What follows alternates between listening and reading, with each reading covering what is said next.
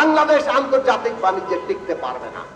অতএব মালিক শ্রেণী সরকার, সমস্ত পলিসি মেকারদের আমরা বলতে চাই, আজকে বাংলাদেশে যদি একটা বিরাট সম্ভাবনার জায়গা থেকে আমরা আমাদের পুরো রাষ্ট্র, আমাদের অধিকার, আমাদের মর্যাদার প্রশ্নগুলোকে নতুন করে না ভাবি, তাহলে এই বাংলাদেশের উন্নতি আমরা নিশ্চিত করতে পারবো না।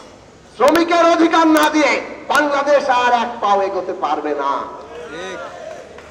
কাজেই আপনারা শ্রমিক ভাই বোনেরা ঐক্যবদ্ধ হন, নিজেদের এমন ঐক্য করে তুলুন যাতে সংগ্রামের মধ্য দিয়ে আমরা আমাদের দাবিটা আদায় করতে পারি। ওয়ালটন আবারও মিলিয়নিয়ার অফারে ওয়ালটন ফ্রিজ কিনে আপনিও হয়ে যেতে পারেন মিলিয়নিয়ার।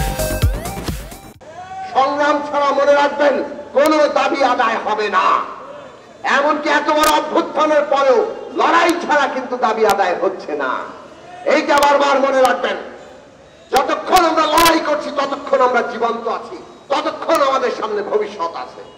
আজকের বাংলাদেশ আমরা 5ই আগস্টের পর থেকে শুরু থেকে পরিষ্কার করে বলছিলাম যে আমরা ফ্যাসিস্ট সরকারের পতন ঘটিয়েছি। এখন ফ্যাসিবাদী ব্যবস্থাকে বিদায় করে একটা গণতান্ত্রিক রাজনৈতিক ব্যবস্থা, একটা নতুন গণতান্ত্রিক রাজনৈতিক বন্দোবস্ত আমাদের প্রতিষ্ঠা করতে হবে। তার জন্য দরকার রাষ্ট্রের ক্ষমতার একটা ভারসাম্য আনা। ক্ষমতার মধ্যে কোনো ভারসাম্য নাই, সব ক্ষমতা একজন ব্যক্তির হাতে। এই অবস্থা বদলাতে হবে, ভারসাম্য আনতে হবে। সেটা আনলেই জবাবদিহি তৈরি হবে। এই জন্য সংসদ, বিচার বিভাগ, রাষ্ট্রের নির্বাহী বিভাগ, সবগুলো প্রতিষ্ঠান কিভাবে একটার সাথে আরেকটার ভারসাম্য সৃষ্টি হবে সেই দিকে আমাদের যেতে হবে।